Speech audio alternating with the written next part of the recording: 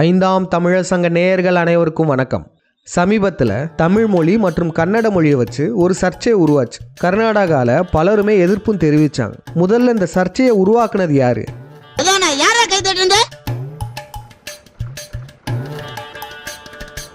கமலஹாசன் அவருடைய படமான தக் லைஃப் படத்துடைய ப்ரொமோஷனில் ஒரு விடயத்தை பேசியிருக்காரு. என்ன பேசியிருக்காருன்னா, தமிழில் இருந்து தான் கன்னட மொழியெலாம் வந்தது, எல்லாத்துக்கும் தாய் தமிழ் மொழி தான் அப்படின்னு பேசியிருக்காரு. அதனால தான் நான் பேச்சை ஆரம்பிக்கும் பொழுது நான் உயிரே உறவே தமிழே என்று ஆரம்பித்தேன். அதில் தமிழிலிருந்து பிறந்தது தான் உங்கள் பாஷையும். அதனால் நீங்களும் அதில் முற்படுவீர்கள். நல்லா பேசியிருக்காருல்ல. ஆனால் இவர் ஏன் இதை பேசணும்? இது ஏன் இப்போ சர்ச்சையாகுது? இதை நம்ம பார்க்குறதுக்கு முன்னாடி இவர் பேசின அந்த கருத்து உண்மைதானான்றதை பார்ப்போம். கன்னட மொழி தமிழ் மொழியிலிருந்து தான் உருவானது அப்படின்னு சொல்லியிருக்காரு. அது எப்படி சொல்லலான்னு சொல்லிட்டு கன்னடர்கள்லாம் கொந்தளிக்கிறாங்க. முதல்ல இதெல்லாம் ஒரு வாதமா? உலகத்தின் முதல் மொழி தமிழ். கன்னட மொழி மட்டும் இல்லை, இந்த உலகத்தில் உள்ள அனைத்து மொழிகளின் மூலமுமே தமிழ் தான். 247 எழுத்துக்களை கொண்ட தமிழ் மொழியை வெறும் 49 எழுத்துக்கள் கொண்ட கன்னட மொழி கூட ஒப்பிடுறது நியாயம்தானா? கன்னடர்கள்கிட்டலாம் ஒன்று கேட்குறோம். பாக்கிருதம் என்ற சமஸ்கிருத மொழியை வச்சு தான் கன்னட மொழியே உருவாக்கப்பட்டது. கன்னட மொழியின் அடித்தளமே இந்த சமஸ்கிருதம் தான். இந்த சமஸ்கிருதத்தை எடுத்துட்டோன்னா உங்கள் மொழி தனிச்சு இயங்க முடியுமா? இல்லைங்க, இல்லை. உலக பொதுமறை என்ற திருக்குறள் தமிழ் மொழியில தான் இருக்கு. உங்கள் மொழியில் ஏதாச்சும் உலக பொதுமறை இருக்கா? இல்லைங்க, இல்லை. தமிழ் மொழியிலிருந்து தான் மற்ற மொழிகள் உருவானதுன்றது ஆதாரபூர்வமாக பல விஞ்ஞானிகளே சொல்லிட்டாங்க. இன்னும் ஏன் இந்த கர்நாடகா என்ற பெயர் கூட எப்படி வந்தது தெரியுமா? இல்லைங்க, இல்லையா? என்னையா நீ?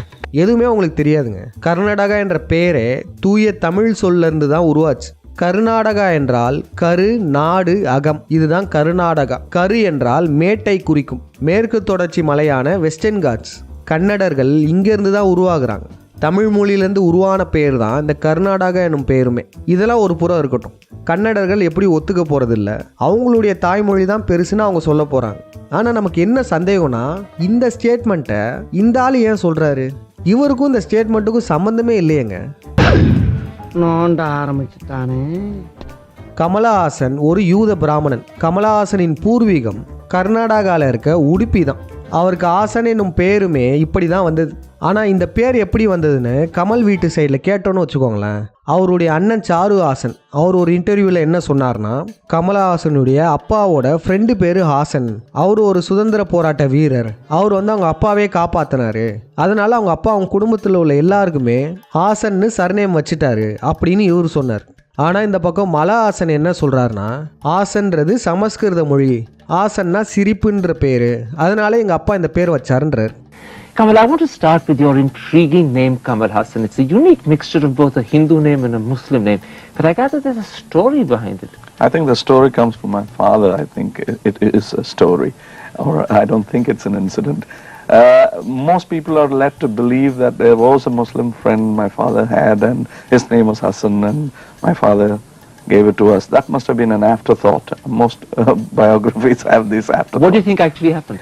I think he believed in naming his children with strange Sanskrit names. So he named his first son Charu Hassan and Chandra Hassan. Hassan being a derivative of the word Hasya.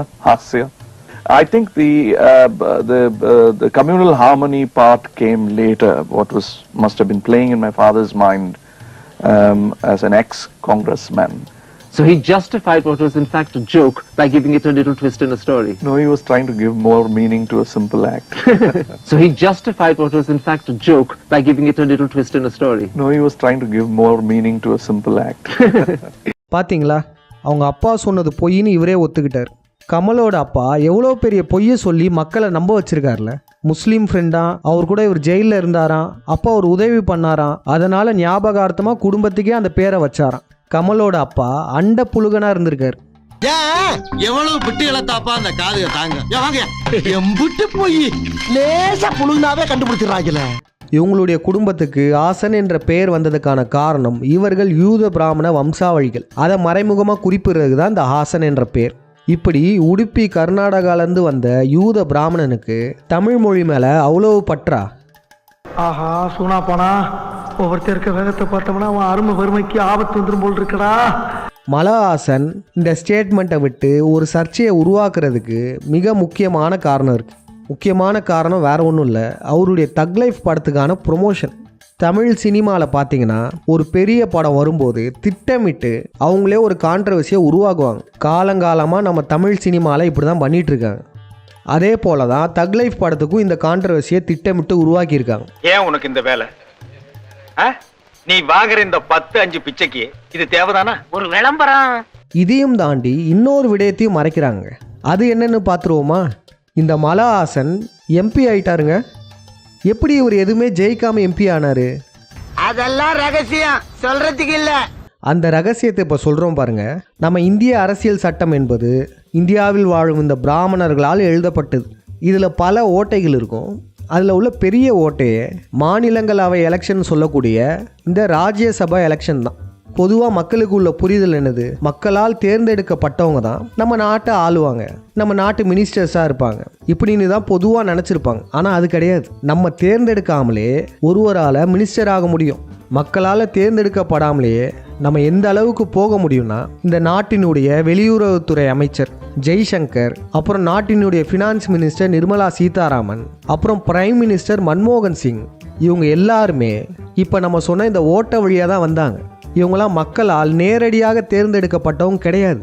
இப்போ இந்த மன்மோகன் சிங் எடுத்துக்கலாம், இல்லை கமலஹாசன் எடுத்துக்கலாம். இவங்க எல்லாம் தேர்தலில் படுதோல்வி அடைஞ்சவங்க. இவங்களாலையும் மினிஸ்டர் ஆக முடியும்னா பார்த்துக்கோங்களேன். என்ன அது அருமையான தொழிலா இருக்கியா? இது தெரிஞ்சிருந்தா வந்தன்னைக்கு இந்த வேலையில சேர்ந்து காசு படத்தை சம்பாரிச்சு ஊர்ல வீட கட்டியிருப்பலையா, தெரியாம போச்சு. அப்புறம் இந்த எல் முருகனுக்கெல்லாம் என்ன தகுதி இருக்கு? இவர் தகவல் ஒலிபரப்பு அமைச்சகத்தில் இணையமைச்சராக இருக்கார். இவர் ஒரு மினிஸ்டர். எந்த ஒரு தகுதியும் இல்லாதவங்க மினிஸ்டர் ஆக முடியும்னா இது எவ்வளோ பெரிய ஓட்டை. ராஜ்யசபா எலெக்ஷன்ற பேரில் மக்கள் நேரடியாக தேர்ந்தெடுக்காமல் எம்எல்ஏக்கள் தேர்ந்தெடுத்தால் போதும், அவங்க யாராக வேணா இருக்கலாம் அப்படின்னு சொல்லி தான் இது போன்ற தகுதியற்றவர்கள்லாம் நம்மளை ஆண்டுட்டு இருக்காங்க. அப்போ மக்கள் ஓட்டு போட்டு தேர்ந்தெடுத்த இவங்களாம் தகுதி வாய்ந்தவர்களா அப்படின்னு நம்ம கேட்கலாம். இவங்களும் தகுதியானவர்களே கிடையாது. இவங்க மக்களால் தேர்ந்தெடுக்கப்பட்டவங்க இல்லை, இந்த பிண்டாரிகளால் தேர்ந்தெடுக்கப்பட்டவங்க தான் இவங்க. அவங்களுடைய சொல் பேச்சை கேட்கக்கூடிய மட சாம்பிராணிகளை மட்டும்தான் இந்த பிண்டாரிகள் தேர்ந்தெடுப்பார்கள். லூசா, என்னப்பா ஒட்டுமொத்தமா 2 பேரும் லூஸ் உண்டு போறா? இப்போ உங்களுக்கு புரிஞ்சிருக்கும் கமல் எப்படி எம்பி ஆக போறாரு. இது போன்ற உண்மைகளை நம்ம விமர்சிக்க கூடாதுன்றதுக்காக தான் கமலை வச்சு இன்னொரு பிரச்சனையை உருவாக்குறாங்க. அதில் கமலை ஹீரோவாக காட்டுறாங்க. ஆனால் இந்த சத்தியுகத்தில் நம்மளை ஏமாற்ற முடியுமா? இந்த பிண்டாரிகள் மக்களை என்னதான் ஏமாற்ற நினைச்சாலும் நம்ம கிட்ட ஈஸியாக மாட்டிப்பாங்க. அது எப்படின்னு சொல்லுங்க பார்ப்போம். என்ன நினைச்சுக்கிட்டு எல்லாரும்? நானும் பல கெட்டப்ப கஷ்டப்பட்டு போட்டு வர்றேன். பார்த்த உடனே பாடி சொல்றா அந்த கெட்டப்புக்கு என்னடா மரியாதை? எப்படி கண்டுபிடிக்கிறீங்க? பின்னால ஆள் விட்டு பாக்குறீங்களா? நாங்க எதுக்கு ஆளை வச்சு ஃபாலோ பண்றோம்? உன் கொண்டதாண்டா உன்னை ஃபாலோ பண்ணு. ஆஹா, இவ்வளவு வேலை செஞ்சு மண்டை மேல இருக்க கொண்டே மறந்துட்டேனடா. இந்த மலஹாசன் எம்பி ஆயிட்டாரு. இவரை வாழ்த்தி கடைசியாக ஒரு கவிதை பாடிடலாமா? சிலர் ஆசைக்கும் தேவைக்கும் வாழ்வுக்கும் வசதிக்கும் ஊரார் கால் பிடிப்பார். ஒரு மானம் இல்லை, அதில் ஈனம் இல்லை, அவர் எப்போதும் வால் பிடிப்பார். என்ன மலஹாசன் கவிதை எப்படி இருக்கு? இது அது இல்ல. ஐயோ தள்ளுங்கடா. 2020 அவர் கட்சியை ஆரம்பிச்சு டிசம்பர் மாதம் 17ஆம் தேதி இந்த திமுக கூட்டணி விமர்சித்து ஒரு ட்வீட் போட்டிருக்காரு பாருங்க. அந்த ட்வீட்டில் இந்த பாட்டை தான் பாடி வச்சிருக்கார். ஒரு மானம் இல்லை, அதில் ஈனம் இல்லை, அவர் எப்போதும் வால் பிடிப்பார். இப்படி திமுக கூட்டணி விமர்சித்தவர் தான் இப்போ அந்த கூட்டணி மூலமாகவே எம்பி ஆயிட்டார். இது மூலமாக நமக்கு என்ன தெரிய வருது? ஆரியமும் திராவிடமும் ஒன்று. Hence proved. சிலர் ஆசைக்கும் தேவைக்கும் வாழ்வுக்கும் வசதிக்கும் ஊரார் பிடிப்பார். ஒரு மானம் இல்லை, அதில் ஈனம் இல்லை, அவர் எப்போதும் வால் பிடிப்பார். எதிர்காலம் வரும், என் கடமை வரும், இந்த கூட்டத்தின் ஆட்டத்தை ஒழிப்பேன். புது நீதியிலே புது பாதையிலே வரும் நல்லோர் முகத்திலே வீழ்ப்பேன். 5ஆம் தமிழர் சங்கம் மக்கள் நீங்கள் தரக்கூடிய நிதி உதவியால் தான் இயங்கிட்டு இருக்கு. உங்களால் முடிந்த அளவு நிதியுதவி தர விரும்புவோர் திரையில் காட்டப்பட்ட இந்த ஜிபே எண்ணுக்கு அல்லது இந்த அக்கௌண்ட் நம்பருக்கு நிதி உதவி அளிக்கலாம். நன்றி, வணக்கம்.